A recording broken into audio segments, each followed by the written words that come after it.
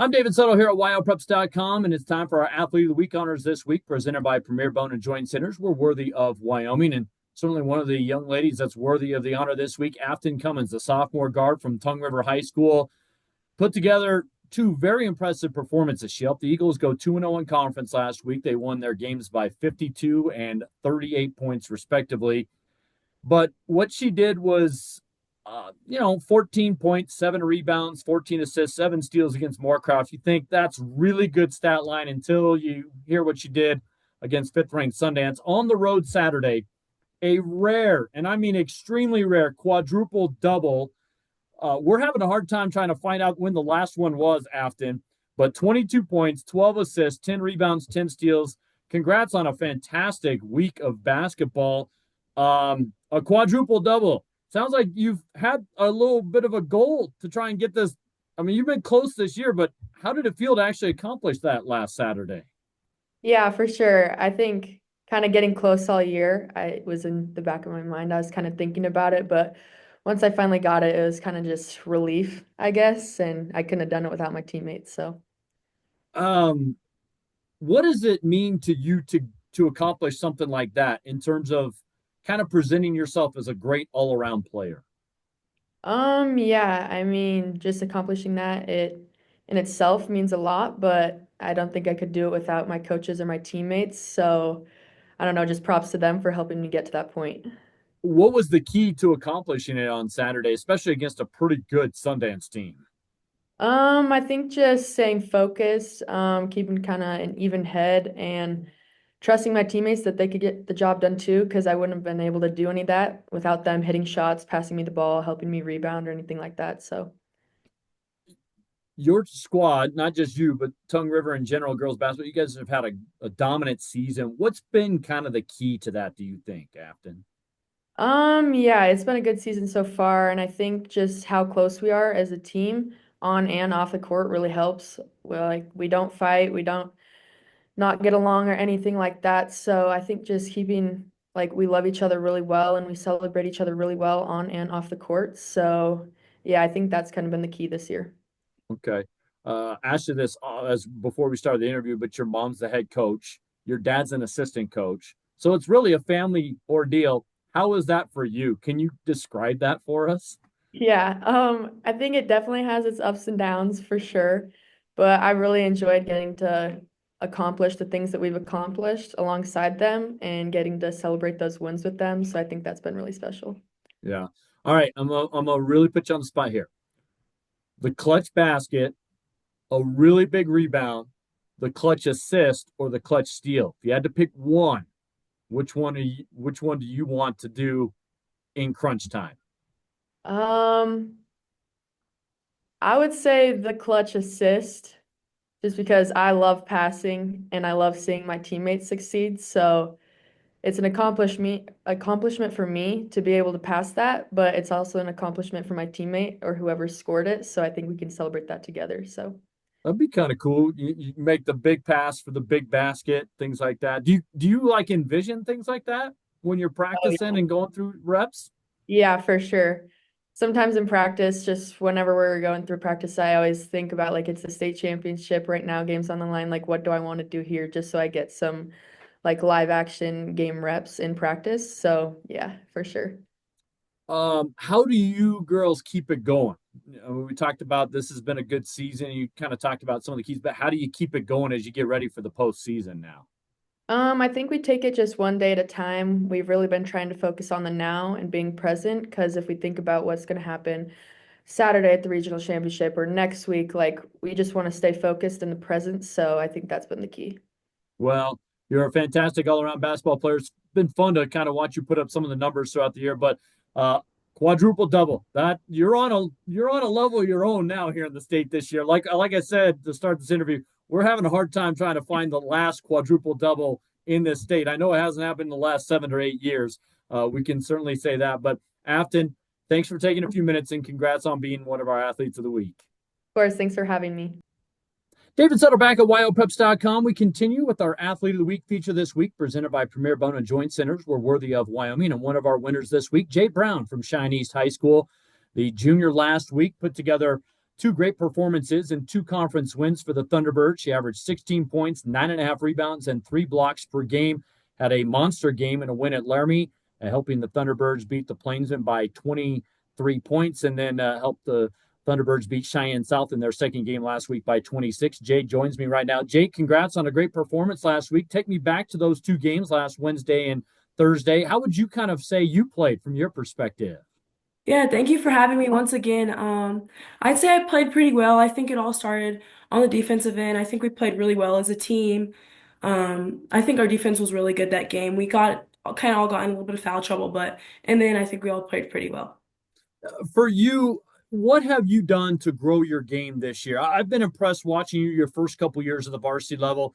I think you use your length in a great way, and we'll talk about that. But what have you done to grow your game individually?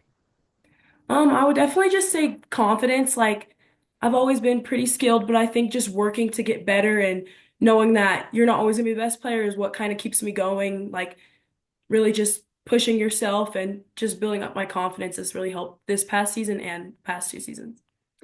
What specifically, or are there areas where you've really been working on in terms of offense, defense, or things like that recently? Defensive wise, I would definitely say trying not to foul as much so I can be out on the floor helping my team more. And then offensively, I would say just being more of a threat. Like I can score when I want, but like needing to score and wanting to score, I think is more important, is been helping me and it's been important. And I think just start expanding my game more like around the perimeter and shooting more too has helped. I referenced it. Your length causes, I think, teams a lot of problems, particularly when you're kind of at the top of some of the defenses for Coach Wessling. What do you do to really kind of hone in defensively and use that length to your advantage? What are some things that you feel like you do well on the defensive end with your length? I think getting low and moving my feet just because there's not a whole lot of people who are very tall and can move their feet well. And I think even like me and a lot of my teammates are pretty tall and lengthy, and I think all of us just get well or do well on like just moving our feet and getting low and trying not to foul as much. Do you have like a goal of like deflections and tips and things like that kind of on a game by game basis that you want to get with your length? I do. I would mostly say just getting a defensive stop because I know if Okay. I try and steal, it might get called for a reach or a reaching foul. So just really staying disciplined on defense and getting a stop.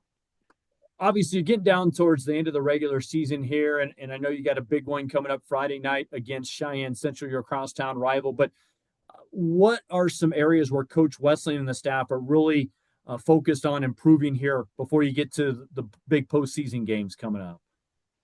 Um, we've been working on really getting like our press, I would say, Okay. um, and our full court defense. The beginning of the season we kind of pressed, but it wasn't working as well as it has in past seasons. So we've been adapting to playing full court defense, and I think it's been working really well the past few games. And we're gonna just continue to push with that, and then slowing down on offense. We kind of get sped up sometimes, and then don't move the ball as much. But I think we've been taking steps forward every game and every practice, and this week has been good. And hopefully we know tomorrow will go good for us, and hopefully the next couple of weeks all go good and just locking in mentally and physically, I think. But we've been working on like mentally just being confident and knowing like who we are and believing in ourselves. Jade, for you, where does your love for the game of basketball stem from? I would definitely say my parents, they both play. My mom played in college and my dad played in high school. And so we've been kind of a basketball family since I was like born. And then I started playing in second grade and my brother started in third grade. So I've kind of just been playing when he started. And then I think my love kind of started like as I started getting better and like actually learning the game. Okay, gotcha. What's it mean for you to play for Coach Wessling there at East High School? It means everything. When I first came to East, I think I like knew right away that this is where I wanted to be. And I think all the coaches have made it such a loving environment. Even the girls, like it's so fun to play with them. And I think the road trips, like the basketball part is one thing, but I think just knowing each other off the court is just as important because you have to build a relationship on the court. And I think the coaches, the players, the managers, everyone plays a big part in how good we play. And I think that's just really important. I love to watch Coach sometimes on the sideline. He kind of paces up and down. Doesn't always say a lot. When he paces, is that a good thing or a bad thing for you girls?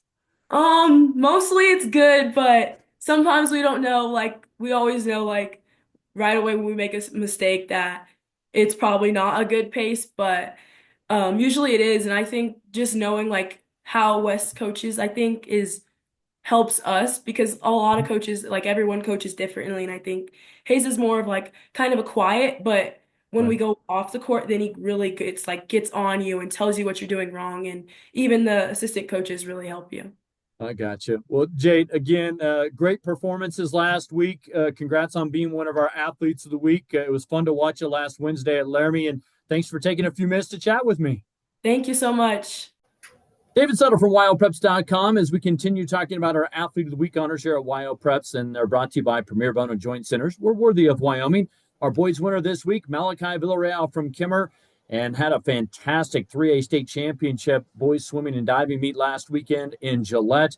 A two-time state champion, won the 200 and 500 freestyle. He broke a 27-year-old state record in the 200 free and won by about 8 seconds, and then dominated in the 500 free, winning by over 39 seconds, earned Athlete of the Meet honors as well. Malachi, congrats on a great weekend. Take me back to last Thursday, Friday for you. How do you think you swam last weekend in Gillette? I think I swam amazing. I mean, I wasn't expecting to actually do at first what I did. I was kind of nervous that that I was going to barely swim even that fast, but I went a lot faster than I was expecting. I'm really grateful for it. After the first race, I knew that I had it. It was really fun, and I really enjoyed it.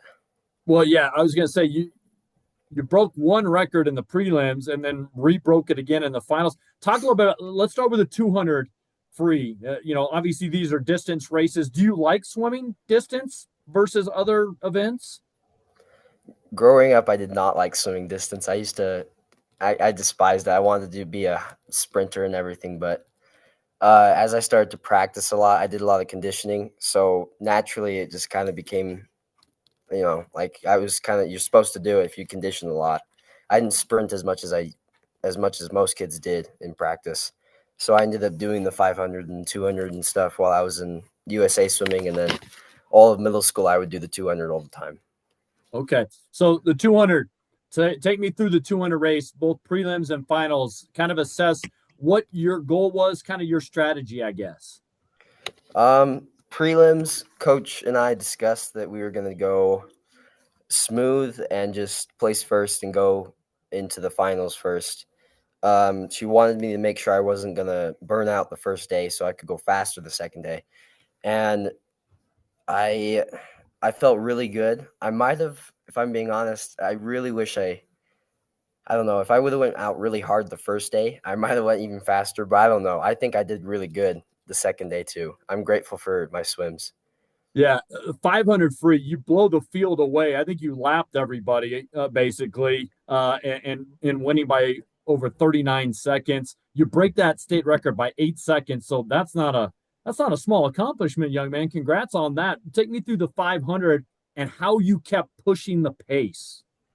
Oh, it was great. I wouldn't know really how to describe it. I swam and everything felt really smooth throughout the entire race, and I enjoyed it. I enjoy seeing my coach telling me to pick it up, and I mean during prelims, I've never seen my coach tell me to slow down that much, which was amazing.